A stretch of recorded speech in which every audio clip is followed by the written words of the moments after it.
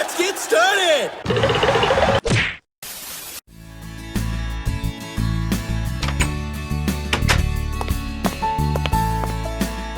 爆弾解除できてたら All right. 部屋で自習してくる。公園通り128です。 Oh look, the intro's done. Let's begin. Okay, here we go. Chapter 381. It's a battle-focused chapter featuring Deadline finally deciding to fight back.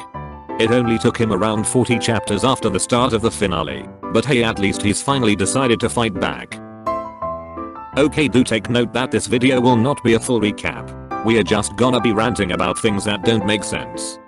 But before we start, let me say a little something. So back in chapter 379, there's this final panel. Notice the way Falcon's got Handyman's wrists black whipped. Now I don't know what the creator really intended with this panel, but he just made it look like Falcon is guiding Handyman on where and how to use his super decay. It's honestly kinda silly. Also in chapter 380, we have some sort of continuation. Back whip being suddenly gone in this panel made it look like Falcon retracted it to see if Handyman will really use super decay after his guidance. But seeing Handyman didn't, and chose to stand up instead. He's now mad and is now flying in to scold him why didn't he use super decay and just stood up instead. Yeah, I know Falcon wanting to end the world is not the creator's intention, but he really just made it look like Falcon is tired of MHA and wanted to end the world right then and there. Okay, that's enough silliness, let's get to the main event. So about chapter 381. It's another one of the typical Gunga Mountain chapters. Yeah, I know there's a whole super cool giant energy blasts and a plus ultra shadow duck monster thing. But if you look past that, you'll see the typical structure of an average Gunga Mountain chapter. There's the usual Deadline endlessly talking and talking and talking and talking and talking and talking and talking and talking about how much of a demon lord he is. And then once again failing to actually accomplish anything or kill anyone. Before getting pummeled, looking like a massive idiot in the process. For short, it's really just your average Gunga Mountain chapter. But despite it just being average, there's one thing in chapter 381 that separates it from the typical Gunga Mountain chapters. And that is its unusual similarity with chapter 355. In fact, the two are so similar they basically even have the same sequence of events. Just look at these. Both chapters started out with one character having thoughts to himself. The next scenes show students wanting to join the fight against Deadline. Next, Deadline taunts a bit, and then launched an attack.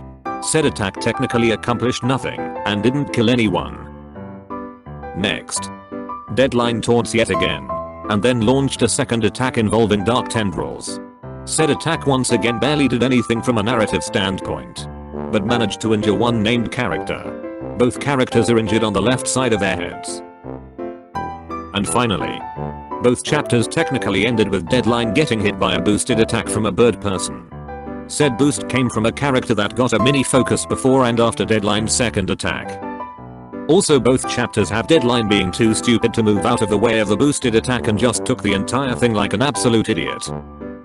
So yeah, as you can see, chapter 381 is an almost scene by scene recreation of chapter 355. Now this got me wondering, what's even up with this indirect remake in the first place? Last chapter already felt like a commercial break, seeing the sudden focus switch away from the main hero and the main villain, and going straight into an illusion joke followed by a silly drawing. And now the next chapter is just a remake of an already existing chapter? I'm pretty sure at this point the creator is just stalling and dragging out the Demon Lord fight for as long as he can, by making repetitive chapters where characters just take turns showing off and beating up said Mr. Demon Lord. Because he doesn't really know how to make a proper fight scene with his other remaining villains, considering how weak and few they are compared to the phenomenally overpowered heroes. Now while Handyman is technically not that weak, but the fact that he's loaded with extremely lethal powers, in a manga where relevant heroes just can't die, it's basically guaranteed he's not gonna do much. I mean, come on, the creator can't even have his explosion kill off the building and the grasses he's standing on, and now he's just cracking the rocks over here instead of disintegrating them. If the creator can't even make Handyman kill anything, what makes you think he'll even kill anyone in this final battle? So yeah, the main villain is ironically the most useless one, just MHA things. Okay. Now that I got my main rant topic out of the way, what are some other rantable stuff that don't make sense in this chapter? Well, of course there's Deadline being his usual idiot self deciding to waste even more time despite his rewind time limit, as well as him refusing to use this really bright attack to ward off the gigantic shadow duck, and how high schoolers are gonna save the world. But I'm not gonna focus on these. Everyone probably already heard a rant about these 3 points at this point.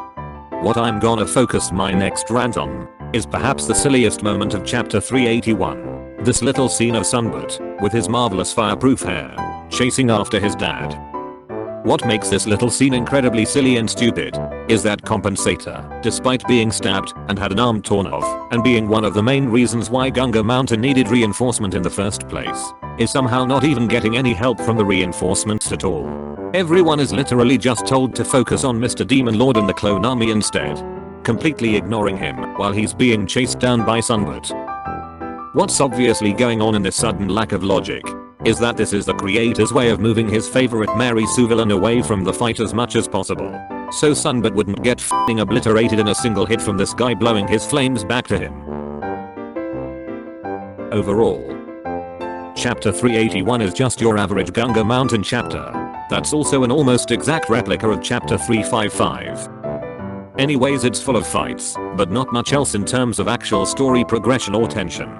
But hey, at least we get to see Mr. Demon Lord transform into a f***ing siren from Borderlands, so there's that. Also, I just find it kinda odd that Meat Boy has a more solid connection with Mr. Demon Lord than the main character ever got due to his dad being killed by him.